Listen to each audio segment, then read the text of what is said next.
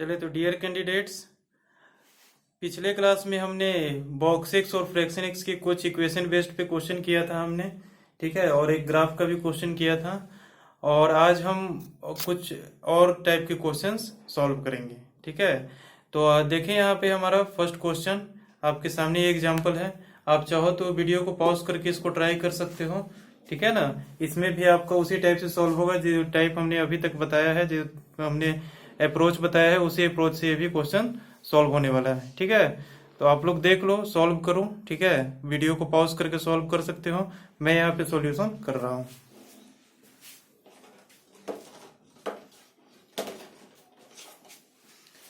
तो देखें यहाँ पे सबसे पहले इस तरह के क्वेश्चन को सॉल्व करने के लिए हमें क्या करना होता है, दो केस बनाने पड़ते हैं। केस वन में क्या था हमारा, x belongs to integer. Case two में क्या था हमारा, x does not belongs to integer. Okay, तो x बिलोंग्स टू इंटीजर वाले केस में क्या होगा ये देख लें। इसमें हमको 2 box of x plus 3x is equal to 4 minus 5 fraction of x, यही दिया हुआ है। ठीक है ना, अगर हमारा x इंटीजर होगा तो हमारे पास बॉक्स x का वैल्यू क्या हो जाएगा, x हो जाएगा। तो यहाँ पे हो जाएगा हमारा 2 into x plus 3x is equal to 4 minus fractional part कितना हो जाएगा x का, 0 हो जाएगा, क्योंकि x हमारा क्या है, इंटीजर है इस वाले केस में। तो ये हो जाएगा 0 और 0 इंटू 5 0, तो यहाँ यहीं पे स्टॉप हो जाएगा। तो ये हमारा क्या हो जाएगा, 5x is equal to 4। 5x is equal to 4, तो x इज इक्वल टू क्या हो जाएगा हमारे पास, 4/5। ठीक है, ये जो हमारा x का वैल्यू निकल के आया, क्या है, हमारी इंटीजर है, x is equal to 4/5। Okay, और ये हमारा क्या है, does not belongs to integer, but हमारा केस क्या है, x बिलोंग्स टू इंटीजर। तो इस वाले केस में भी क्या हो जाएगा, x बिलोंग्स टू 5। x का हमारे पास कोई सॉल्यूशन नहीं आया। ठीक है ना, इंटीजर वाले केस में, क्योंकि हमने केस सपोज किया था कि x हमारा इंटीजर होना चाहिए, लेकिन हमने जब सॉल्व करके निकाला तो x हमारा क्या आ गया, इंटीजर नहीं है, कुछ डेसिमल में आ गया। ठीक है, तो यहां से हमारे इस वाले केस में x का कोई भी सॉल्यूशन नहीं है, x बिलोंग्स टू 5। ठीक है, अब केस 2 को सॉल्व करते हैं। तो इस केस में तो हमारे पास कोई सॉल्यूशन नहीं आया, अब इसको इरेज कर देते हैं, इसका कोई हमारे पास जरूरत नहीं है। हमको अब क्या सॉल्व करना है, केस सेकंड, तो इसको मैं इरेज कर देता हूं।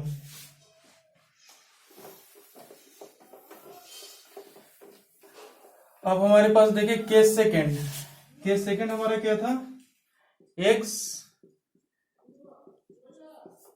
Does not belongs to integer. x हमारा इंटीजर नहीं है, तो x हमारा जब इंटीजर नहीं है तो उस केस में हम x को क्या, बॉक्स x को क्या लिखना था हमको, सॉरी बॉक्स x को नहीं, हमको x को क्या लिखना था, x is equal to i plus f. Okay, जब हमारा x इंटीजर नहीं है तो उस केस में x को हम i प्लस एफ पुट कर दें। i हमारा हो जाएगा इंटीग्रल पार्ट और f हो जाएगा हमारा फ्रैक्शनल पार्ट। कोई भी नंबर होगा हमारा, उसका कुछ ना कुछ इंटीग्रल पार्ट होगा जिसको i से डिनोट कर दिया, कुछ ना कुछ फ्रैक्शनल पार्ट होगा उसको हमने f से डिनोट कर दिया। तो x is equal to final हो जाएगा i प्लस एफ, कुछ इंटीजर प्लस कुछ उसका फ्रैक्शनल पार्ट। ठीक है, तो हमने x को i प्लस एफ पुट करके सॉल्व करते हैं। ठीक है ना, और लास्ट में क्या करेंगे, i और f का जो भी वैल्यू आएगा उसको x में पुट करके हम x का वैल्यू फाइंड आउट कर लेंगे। तो इसको देखते हैं आगे सॉल्व करके। यहाँ पर क्या है, 2 बॉक्स ऑफ x को हमको क्या पुट करना है, i plus F, A plus 3, यहाँ पर भी x को क्या पुट करना है, i प्लस एफ, यहाँ पर 4 माइनस 5 फ्रैक्शनल में इसको भी क्या पुट करना है हमको, i प्लस एफ, ये हमारा फ्रैक्शनल पार्ट हो गया। अब यहाँ देखिए बॉक्स, ठीक है, क्या है हमारा, 2 box of i plus f. ठीक है, तो यहां से क्या हो जाएगा, 2i तो हमारा बॉक्स से बाहर आ जाएगा, क्योंकि i का बॉक्स क्या होता है, कोई भी इंटीजर का बॉक्स हमारा वही इंटीजर होता है। तो 2 बॉक्स ऑफ i बाहर आ जाएगा तो हमारा i हो जाएगा। अगर ये नहीं समझ में आ रहा है तो ऐसे करके देख लें, 2 को अंदर में मल्टीप्लाई करेंगे। ठीक है ना, तो हमारे पास क्या आ जाएगा, 2 ऐसा लिख सकते हैं, i box of i plus box of f, ऐसा करके लिख सकते हैं, i प्लस एफ दोनों बॉक्स के अंदर में है। तो ठीक है ना, अब यहाँ पे देखें 2 इंटू आई, बॉक्स कितना हो जाएगा i का, ये हो जाएगा हमारे पास i। ठीक है, और फ्रैक्शनल का बॉक्स कितना हो जाएगा हमारे पास, 0, यानी कि 2i प्लस 0 हो जाएगा टोटल वैल्यू इसका। ठीक है ना। तो वही हमने यहाँ पे किया है, आई का बॉक्स हमारा आई हो जाएगा और फ्रैक्शनल पार्ट का वैल्यू क्या होता है हमारा 0 होता है। तो इसका तो कोई हमारा रोल नहीं है बॉक्स के अंदर में, ठीक है ना। तो इसको हमने सेपरेट कर लिया। तो यहाँ से क्या हो जाएगा हमारे पास 2i प्लस यहाँ क्या हो जाएगा, ना बॉक्स है ना फ्रैक्शन है, तो इसको सेम टू सेम ऐसे ही उतार दिया 3i plus 3f is equal to हमारे पास क्या हो जाएगा 4 माइनस फ्रैक्शन के अंदर में हमारा i है, i का फ्रैक्शनल पार्ट क्या होता है हमारे पास 0 होता है, और 0 में -5 से मल्टीप्लाई करेंगे तो क्या हो जाएगा वो हमारा 0 हो गया, ठीक है। और यहाँ से -5 इंटू एफ का हमारे पास रोल रहेगा, इसको हमने f निकाल लिया बाहर में, ठीक है। क्योंकि ऐसे भी लिख सकते हैं fractional part of F, fractional part of fractional part क्या हो जाएगा फ्रैक्शनल पार्ट ही हो जाएगा, दोनों सेम चीज है। इसको हम ऐसे लिखें या फिर ऐसे लिखें, दोनों का बात क्या है हमारा सेम है, क्योंकि ये भी वही चीज डिनोट कर रहा है, ये भी हमारा वही चीज डिनोट कर रहा है, ठीक है ना। तो इसको हम सिंपली ऐसा ही लिख देते हैं 5f, ताकि हमको सॉल्व करने में आसानी होगी, ठीक है ना। अब यहाँ से सॉल्व कर लें, आई का वैल्यू हम f के टर्म्स में निकाल लेते हैं, या फिर f का वैल्यू हम i के टर्म्स में निकाल लेते हैं। सिंपल तो यही होगा कि हम f का वैल्यू i के टर्म्स में निकाल लेते हैं, क्योंकि f का रेंज हमको पता है, ठीक है ना।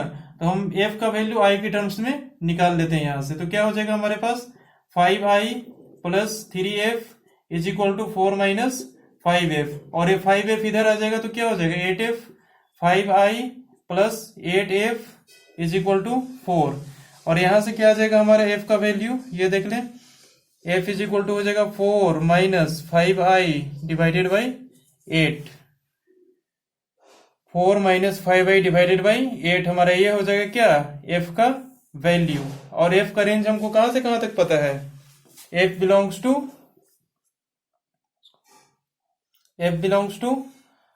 0 से लेकर 1 तक के बीच में, ओके। तो यहाँ हमारा f का इंटरवल पता है कि हमारा 0 से लेकर 1 तक के बीच में ऑलवेज रहता है फ्रैक्शनल पार्ट, ठीक है। और हमारा फ्रैक्शनल पार्ट का वैल्यू क्या आ रहा है हमारा 4 माइनस 5i बाई 8, तो इसका भी रेंज हमारा क्या हो जाएगा, यहाँ से देख लीजिए 4 माइनस 5i बाई 8, इसका रेंज हो जाएगा हमारे पास 0 से लेकर के 1 तक के बीच में। अगर इसको आप इनइक्वलिटी वाले मेथड से सॉल्व कीजिएगा तो यहाँ से हमारा i बिलोंग्स टू आ जाएगा, ठीक है। इसको जब आप सॉल्व कीजिएगा तो यहाँ से आ जाएगा आपके पास i बिलोंग्स टू -4/5 से लेकर के 4/5 ओपन, ठीक है। इसको आप लोग सॉल्व कर लीजिएगा, तो सिंपल इनइक्वलिटी है और इनइक्वलिटी सॉल्व करना हमने आपको बताया है, ठीक है। ये पॉजिटिव नंबर है तो आप क्रॉस मल्टीप्लाई आसानी से कर सकते हो, निगेटिव रहता है तो हमको सोचना पड़ता है कि करें या फिर नहीं करें, ठीक है ना। तो यहाँ पे देख लीजिए दोनों को अलग अलग सॉल्व करके दोनों का इंटरसेक्शन ले लीजिएगा, तो हमारे पास आई का एक इंटरवल बन के आएगा इंटरसेक्शन लेने के बाद, वो आएगा हमारा -4/5 से लेके 4/5 तक, ठीक है। अब हम जानते हैं कि अगर हमारा यहाँ देखें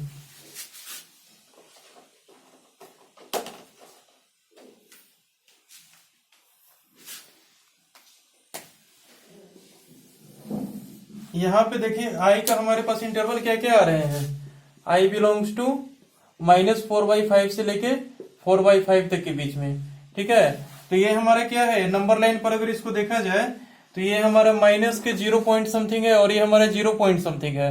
तो हमारे पास 0 यहाँ पे होगा तो माइनस के 0 पॉइंट समथिंग यहाँ पे आएगा और 0 पॉइंट समथिंग हमारा यहाँ पे आएगा, और इन दोनों के बीच में हमारा आई बिलोंग्स टू इस इंटरवल में। तो इस इंटरवल में हमारे पास आई क्या है एक 0 है। मान लेते हैं कि यहाँ पर अगर एग्जिस्ट करेगा -4/5 और यहाँ पे एग्जिस्ट कर रहा है हमारा 4/5, ठीक है।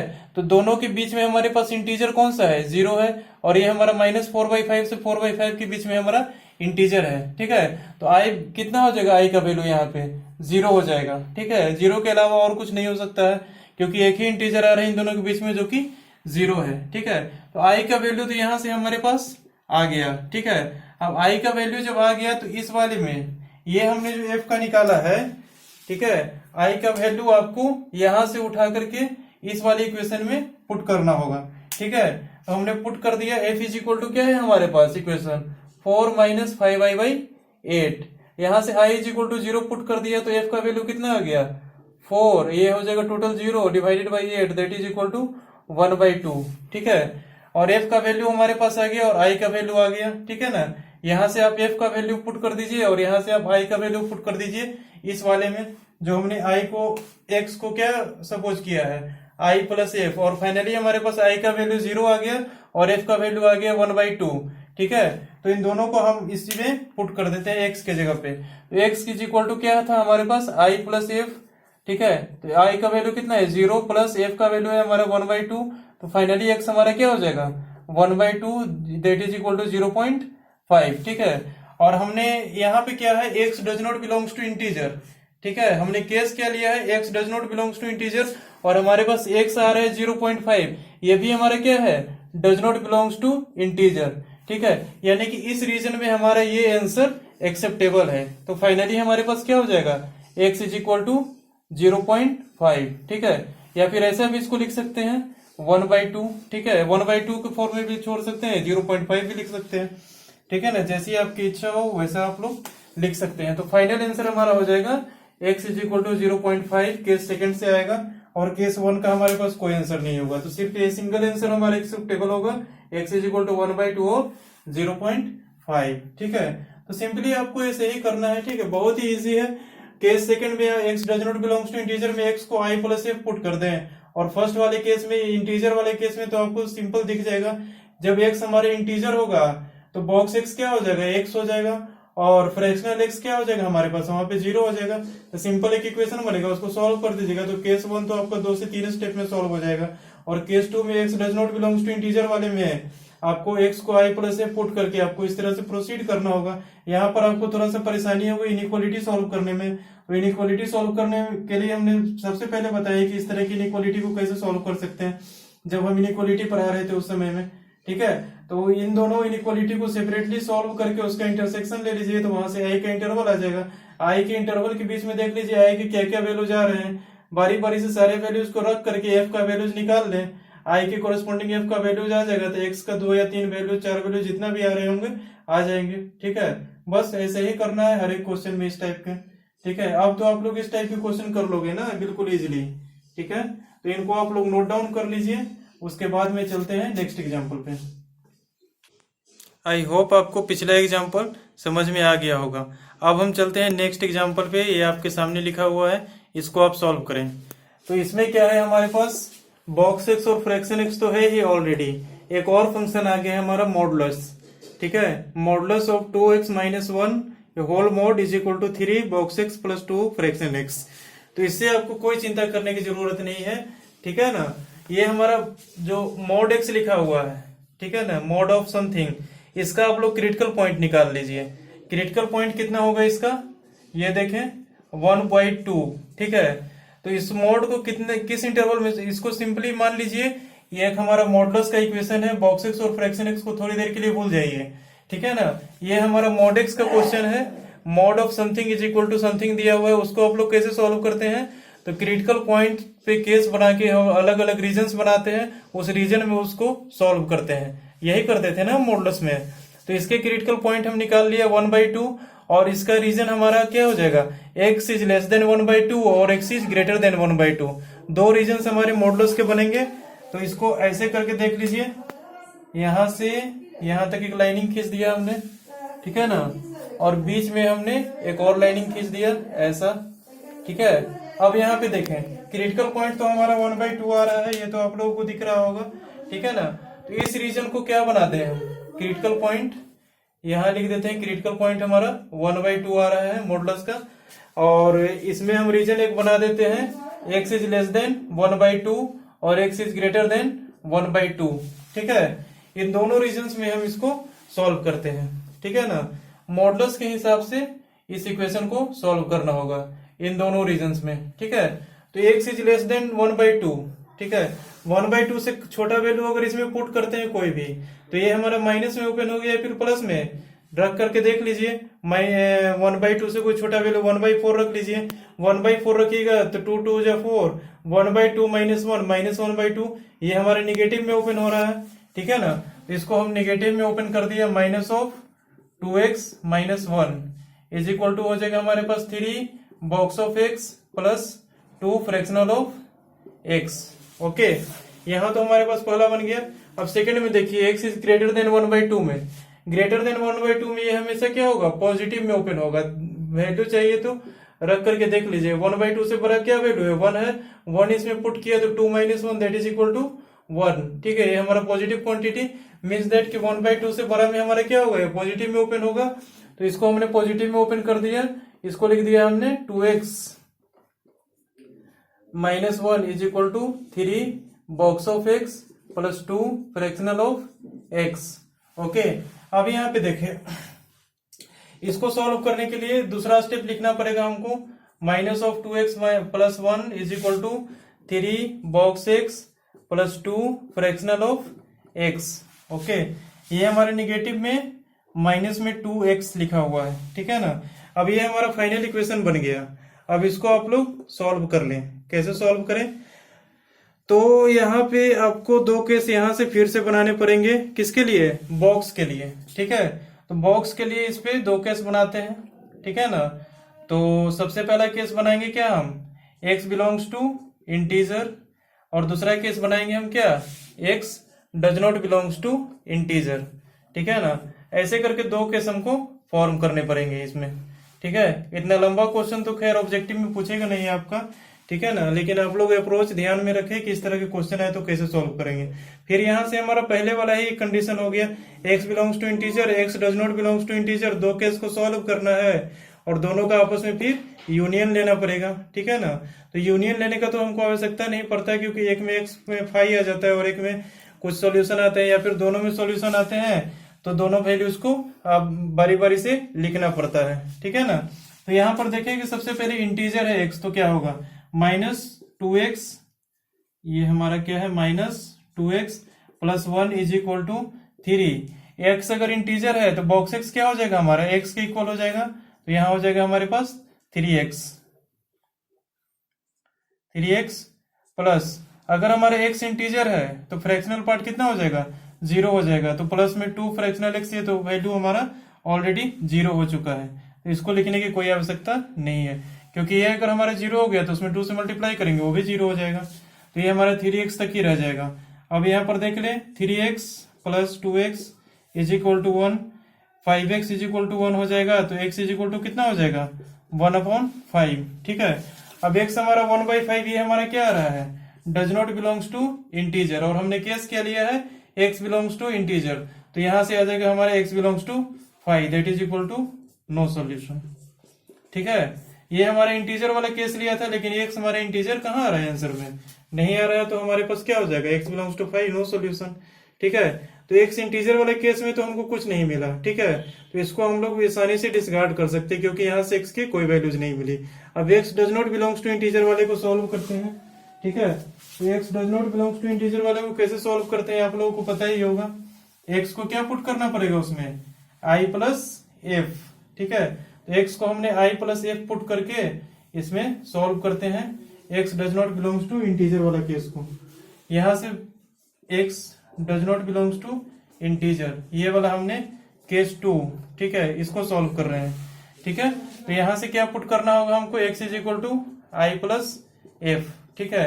x को i प्लस एफ पुट करेंगे तो क्या होगा हमारे पास, -2 i plus f plus 1 is equal to 3। x को हमने यहाँ भी i प्लस एफ पुट कर दिया, प्लस 2, यहाँ पे भी हमने i प्लस एफ पुट कर दिया, ठीक है। यहाँ से देखिए -2i -2f plus 1 is equal to 3, box of i कितना हो जाएगा, i हो जाएगा। अब फ्रैक्शनल का बॉक्स कितना होता है, 0 होता है, तो इसका कोई रोल नहीं है। प्लस 2, ये फ्रैक्शनल में हमारा इंटीजर है, इसका कोई रोल नहीं है, क्योंकि ये हमारा क्या है, इसका फ्रैक्शनल पार्ट 0 है, और प्लस ये हमारा 2 है, इसका फ्रैक्शनल पार्ट कुछ होगा तो ये हमारा हो जाएगा 2f। इंटीजर का तो कोई रोल नहीं है ना, क्योंकि इंटीजर का फ्रैक्शनल पार्ट हमेशा 0 होता है, ठीक है, और फ्रैक्शनल पार्ट का कुछ होता है, तो इसको हमने 2 से मल्टीप्लाई करके f के वैल्यू f के इक्वल पुट कर दिया, ठीक है। और अब यहाँ से सॉल्व करते हैं इसको, तो फाइनली हमारे पास यहाँ से इक्वेशन क्या बनेगा, 3i plus 2f plus 2i plus 2f is equal to 1। इसको हमने इक्वल की इधर साइड ले आया तो सब पॉजिटिव हो गया, ये 1 पॉजिटिव में था, ऑलरेडी इसको लिख दिया। तो यहाँ से क्या हो जाएगा, 3i प्लस 2i, ये हो जाएगा हमारे पास 5i प्लस ये क्या हो जाएगा हमारे पास 4f इज इक्वल टू 1। तो f इज इक्वल टू यहाँ से क्या आ जाएगा, 1 माइनस 5i/4, ठीक है। और हमको पता है कि f कहाँ से कहाँ तक रहता है, हमेशा 0 से लेके 1 तक। तो 0 is less than 1 minus 5i/4 is less than 1, ठीक है। 0 से 1 के बीच में हमने 1 माइनस 5i/4 को लिख दिया, ठीक है। अब इंटीजर का रेंज यहां से आप लोग फाइंड आउट कर लें, ठीक है। इंटीजर का क्या इंटरवल्स हमारे आ रहे हैं इसमें, ठीक है ना।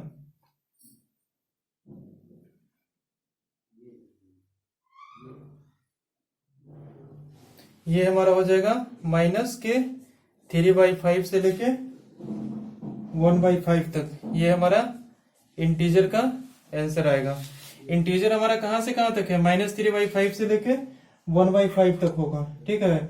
इसके भी बीच में हमारे पास क्या है, यहां से इस इनइक्वालिटी को अगर आप सॉल्व कीजिएगा, देख लीजिए आप ध्यान से, इस इनइक्वालिटी को अगर आप सॉल्व कीजिएगा तो उसके बाद हमारे पास इंटीजर का इंटरवल कितना आएगा, -3/5 से लेके 1/5 तक आएगा, ठीक है। आप लोग सॉल्व करके देख लेना, मैंने पहले ही सॉल्व कर चुका हूं, ठीक है। और आप लोग सॉल्व करके देख लेना कि इंटीजर के क्या इंटरवल्स आ रहे हैं, आपकी यही इंटरवल्स आएंगे, ठीक है ना।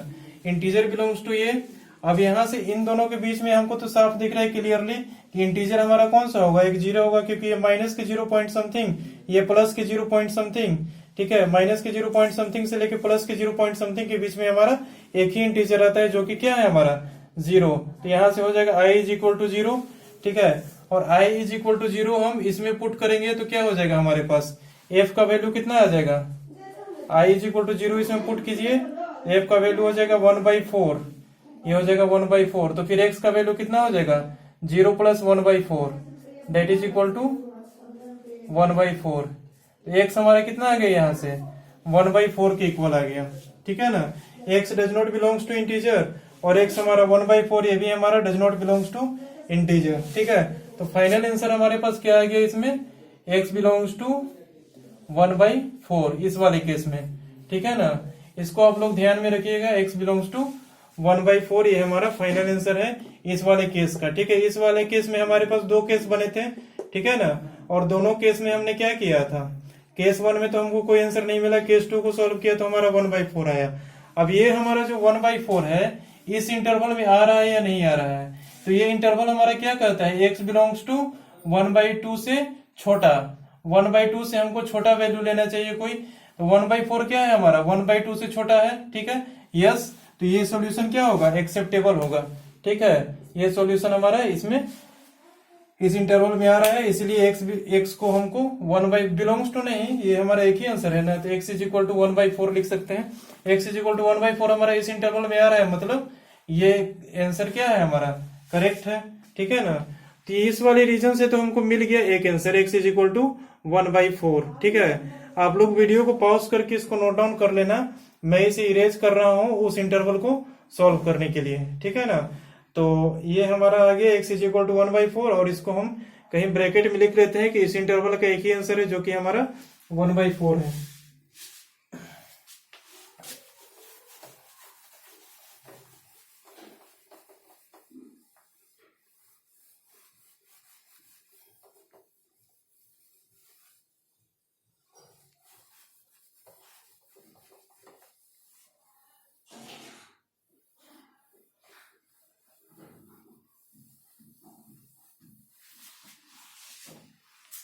ये हमने रीजन लिया था x इज लेस देन 1/2, यहां से हमको x की क्या वैल्यू है 1/4, ठीक है। इस रीजन का हमारे पास ये वैल्यू आ गए, ठीक है। और मॉडुलस पे हम क्या करते हैं, जितने भी रीजन्स के हमारे पास आंसर आते हैं उन सब का हमको इंटरसेक्शन लेना पड़ता है, ठीक है। तो यहाँ पर हमारा x इज इक्वल टू 1/4 आया, और इसका जो आंसर आएगा, ठीक है, इन दोनों को क्या लेना पड़ेगा, हमको इंटरसेक्शन लेना पड़ेगा, ठीक है। या फिर कह सकते हैं कि यूनियन ले सकते हैं, ठीक है, क्योंकि हमारे पास x इज या तो लेस देन 1/2 होगा या तो ग्रेटर देन 1/2 होगा, दोनों हमारे पास एक साथ पॉसिबल तो है नहीं, ठीक है। तो दोनों एक साथ पॉसिबल नहीं है तो हमको यूनियन ही लेना पड़ेगा, इंटरसेक्शन नहीं लेना पड़ेगा, आई एम सॉरी, ठीक है।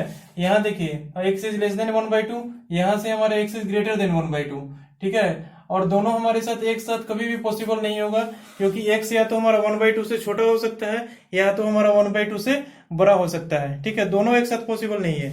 और जब हम इंटरसेक्शन लेते हैं तो किस तरह की इनइक्वालिटी में लेते हैं, इस तरह की इनइक्वालिटी में लेते हैं, ठीक है, क्योंकि हमारे पास दोनों एक ही साथ है, x इज ग्रेटर देन 0 और लेस देन 1, दोनों एक ही साथ हमारा आ रहा है, ठीक है, एक ही साथ पॉसिबल है, तो इस केस में हमको इंटरसेक्शन लेना पड़ता है। लेकिन अगर इस तरह का रहेगा तो हमको बीच में यूनियन लेना पड़ेगा, ठीक है ना।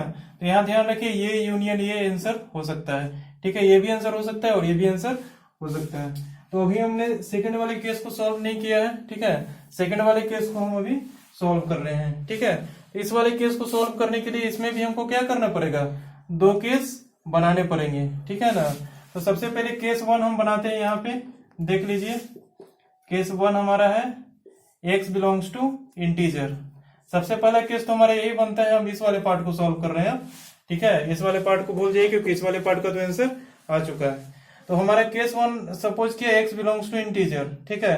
तो x हमारा अगर इंटीजर होगा तो उस केस में इस वाले पे ध्यान दीजिए, ठीक है ना, सॉरी, सबसे हाँ इसमें यहाँ पे इस वाले पे आपको ध्यान देना पड़ेगा, ठीक है, क्योंकि हमने तो दो पार्ट बना लिए ना ऑलरेडी, ठीक है, तो ऊपर वाले को भूल जाइए। अब इस वाली रीजन में ये इक्वेशन फॉर्म होकर के आया है, ठीक है। तो इस पे हम केस बना रहे हैं, दो केस, पहला केस बना रहे हैं x बिलोंग्स टू इंटीजर और दूसरा केस हम क्या बना रहे हैं, x does not belongs to integer, okay. तो x हमारा इंटीजर है, तो उस केस में क्या होगा ये देखें, ये तो हो जाएगा 2x minus 1 is equal to 3। Integer का बॉक्स क्या होता है, वही होता है, तो 3 बॉक्स ऑफ x हमारा हो जाएगा x इंटीजर वाले केस में। इंटीजर वाले केस में फ्रैक्शनल पार्ट क्या होता है, 0 होता है, फ्रैक्शनल ऑफ x हमारा 0 हो जाएगा, तो 0 इंटू 2 0 हो जाएगा। तो फाइनली हमारे पास यही बन जाएगा 2x minus 1 is equal to 3x, ठीक है। तो यहाँ से हो जाएगा 2x minus 3x is equal to 1, minus x is equal to 1, that implies x is equal to minus 1, ठीक है। x is equal to minus 1 तो हमारे इंटीजर आ रहा है, ठीक है ना।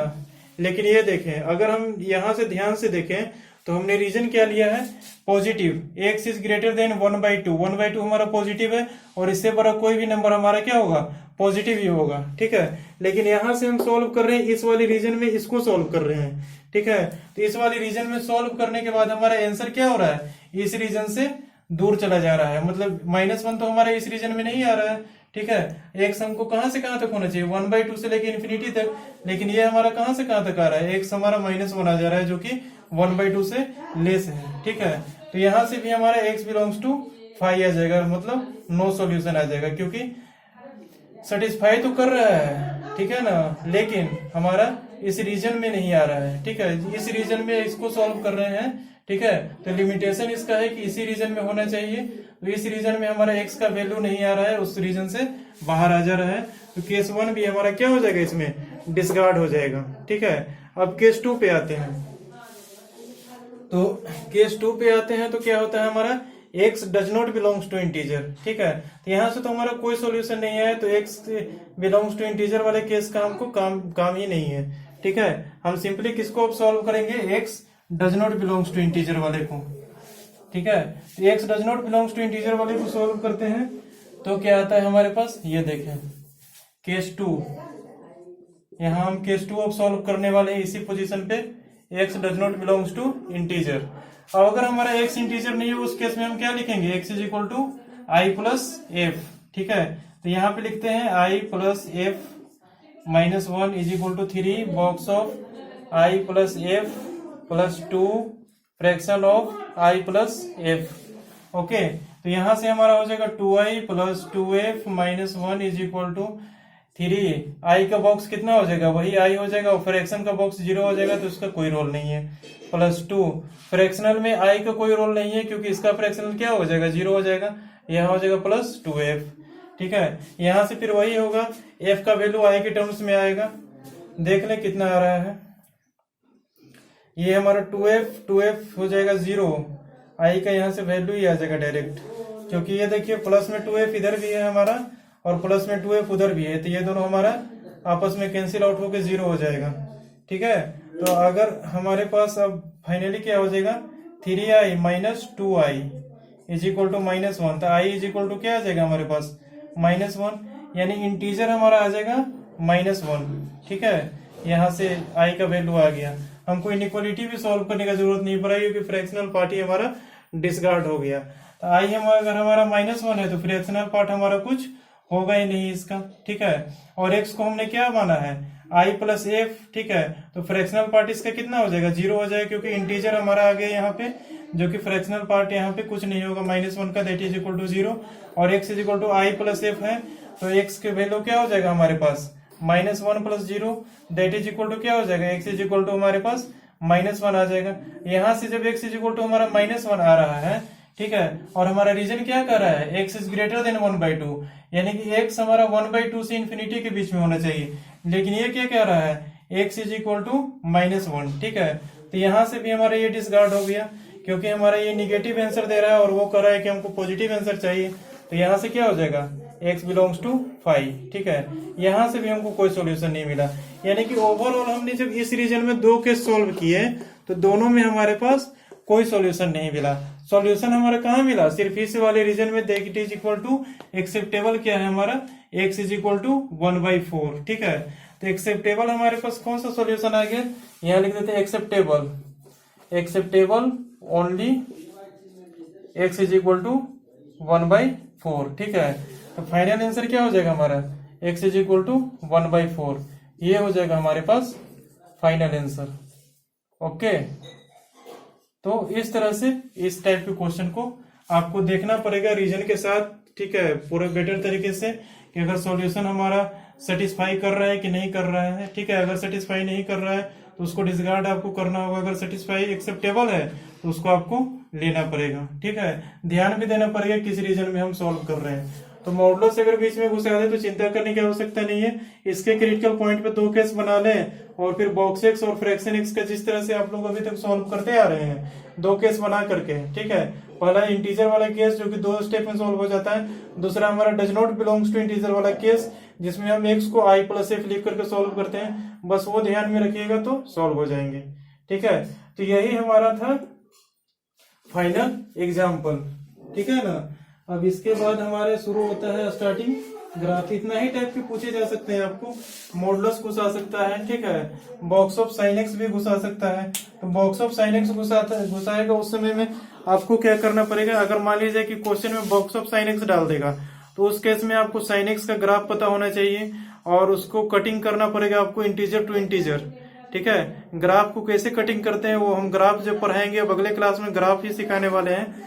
ग्राफ का बिल्कुल बेसिक से लेकर के बहुत हाई लेवल तक आपको ग्राफ ट्रांसफॉर्मेशन भी सिखा देंगे, कि हर तरह के ग्राफ को किस तरह से हमको ट्रांसफॉर्म कर सकते हैं, ठीक है। क्योंकि हमें बहुत सारे कोचिंग इंस्टीट्यूट में आपको ग्राफ का चैप्टर के साथ में आपको पढ़ाए जाएंगे ग्राफ का चीज, ठीक है। लेकिन हम आपको ग्राफ बिल्कुल सेपरेटली बताएंगे कि किस तरह से आप इसको अप्रोच में लगा सकते हो। उन पे बेस्ड हम कुछ क्वेश्चन भी प्रोवाइड करेंगे, उनको आप लोग सॉल्व कर लीजिएगा तो ग्राफ पे आपको पूरी तरह से कमांड हो जाएगा, फिर ग्राफ में आपको कहीं पे कोई भी डाउट नहीं आएंगे, ठीक है। तो इस क्वेश्चन, ये तो हमारा था लास्ट एग्जांपल बॉक्स एक्स और फ्रैक्शन एक्स का। अब हमारा बेसिक यहाँ पे टोटल कंप्लीट हो जाता है, ठीक है। फंडामेंटल ऑफ मैथमेटिक्स यहाँ पे टोटल कंप्लीट होता है, ठीक है ना। उसके बाद हम चैप्टर शुरू जब करेंगे तो box x, fraction x, modulus x, inequality, reminder theorem, factor theorem, ये सब ऑलरेडी यूज होते रहेंगे हमेशा। तो इसको आप लोग ध्यान में रखिएगा, इन सब चीजों को आप लोग प्रैक्टिस करते रहिएगा, ठीक है ना। और जब हम अगला क्लास पढ़ाएंगे, अगला क्लास तो हमारा ग्राफ पे बेस्ड होगा, ठीक है। 2-3 क्लास हमारा ग्राफ पे ही चलेगा, उसके बाद हमारा लॉगरिथम स्टार्ट होगा, फिर क्वाड्रेटिक इक्वेशन, उसके बाद सीक्वेंस एंड सीरीज, ठीक है। उसके बाद चैप्टर्स हमारे स्टार्ट होते जाएंगे, ठीक है ना। तो यहाँ तक आप लोगों को क्या करना है, बहुत सारे कोचिंग इंस्टीट्यूट का बेसिक का स्टडी मटेरियल उठाना है, और उसमें अगर कोई नया टर्म आपको दिखता है, ठीक है, तो आप हमें कमेंट बॉक्स में लिखें कि ये हमारा नया टर्म दिख रहा है जो कि बेसिक में आ रहा है, क्योंकि बेसिक मैथमेटिक्स आपको हर एक इंस्टीट्यूट में पढ़ाए जाएंगे, ठीक है। और वो वहां से जो स्टडी मटेरियल मिलेगी आपको, उसमें अगर कोई नया टर्म दिखता है, जैसे सिग्नम फंक्शन दिख गया या फिर और कुछ भी दिख गया, ठीक है, तो उस टर्म को आप मेरे पास भेजें, मैं उस टर्म को डिस्क्राइब करूंगा। और हमने जो अभी तक बताया है इससे कोई भी नया टर्म नहीं आएगा, ठीक है। एक नया टर्म आ सकता है आपको सिग्नम एक्स, ठीक है, सिग्नम एक्स का भी डिफिनेशन होता है, ठीक है ना। तो वो आपको बहुत ज्यादा देखने को कहीं पे नहीं मिलेगा, इसलिए मैंने उसको छोड़ दिया है अभी। अगर आप लोग रिक्वेस्ट करोगे कि सिग्नम फंक्शन भी पढ़ाइए, तो जब हम फंक्शन चैप्टर पढ़ाएंगे उसमें सिग्नम फंक्शन के बारे में पूरी डिटेल डिस्कस कर देंगे, ठीक है ना। तो अभी आप लोगों का काम, टास्क यही है कि आप लोग कोचिंग इंस्टीट्यूट का स्टडी मटेरियल निकालें और बेसिक के जितने भी प्रॉब्लम्स हैं उनको सॉल्व करें और उनके रिलेटेड डाउट हमारे तक पहुंचाएं। ठीक है, अगर आप जेईई की एग्जाम दे रहे हो, ठीक है, तो ये सब अप्रोच जो हमने सिखाए हैं, ये सब अप्रोच आपको आने चाहिए। ठीक है, फिर जब आप चैप्टर सारे कंप्लीट हो जाएंगे, उसके बाद जब आप लास्ट क्लास में मिलोगे, ठीक है, तो फिर हम ट्रिक्स के बारे में डिस्कस करेंगे कि जब आपको कंसेप्ट पूरी तरह से पकड़ में है, उसके बाद शॉर्टकट ट्रिक्स जैसे 1.5 मिनट 2 मिनट जो टाइम रहती है, उसमें हम क्वेश्चन को किस तरह से सोच पाएं और किस तरह से हम उसको सॉल्व कर पाएं। ठीक है, इन पे भी बेस्ड हम करेंगे। ठीक है, और आपका जो पेपर आएगा, मतलब मैं तो अभी से क्लास स्टार्ट किया हूँ, ठीक है ना, 2020 ऑनवर्ड, तो 2021 का जो पेपर होगा जेईई मेंस का, उसको भी मैं डिस्कस करूंगा और जेईई एडवांस का भी पेपर को भी डिस्कस करूंगा। ठीक है, तो बने रहें, हमारे चैनल से जुड़े रहें और मैथमेटिक्स के बहुत सारे ट्रिक्स को समझते रहें। ठीक है, तो यहाँ पर मैं बेसिक कंप्लीट कर रहा हूँ, आप लोगों के सपोर्ट पे बेसिक मैथमेटिक्स यहाँ पे कंप्लीट होता है। और अब हम ग्राफ का एक लेक्चर बचा है जिसमें ग्राफ ट्रांसफॉर्मेशन चैप्टर के नाम से मैं टोटल ग्राफ के बारे में स्टडी करवा दूंगा। साइन फंक्शन हो गया, किसी भी टाइप का फंक्शन हो गया, उसका ग्राफ कैसे प्लॉट करते हैं, उसका ट्रांसफॉर्मेशन कैसे करते हैं, उसमें डिफरेंशिएशन और इंटीग्रेशन से मैक्सिमम और मिनिमम वैल्यू कैसे फाइंड आउट करते हैं, इसके बारे में मैं आपको पूरी तरह से सिखा दूंगा। फिर उन पे बेस्ड मैं कुछ क्वेश्चन प्रोवाइड करूंगा, उसको भी आपको सॉल्व करना होगा। ठीक है, तब आपके पास ग्राफ का टोटल एक्सपीरियंस हो जाएगा कि ग्राफ के क्वेश्चंस को किस तरह से सॉल्व करते हैं। और इक्वेशन पे बेस्ड तो मैं क्वेश्चन करवाऊंगा ही जब चैप्टर्स स्टार्ट होंगे, और मैं ये ऑब्जेक्टिव टाइप के क्वेश्चन जिस टाइप से पूछे जाते हैं उस टाइप के भी क्वेश्चन मैं आपको करवाऊंगा। ठीक है ना, तो ठीक है, आज के लिए इतना ही, मिलते हैं अगले क्लास में ग्राफ ट्रांसफॉर्मेशन के साथ में। Okay, thank you.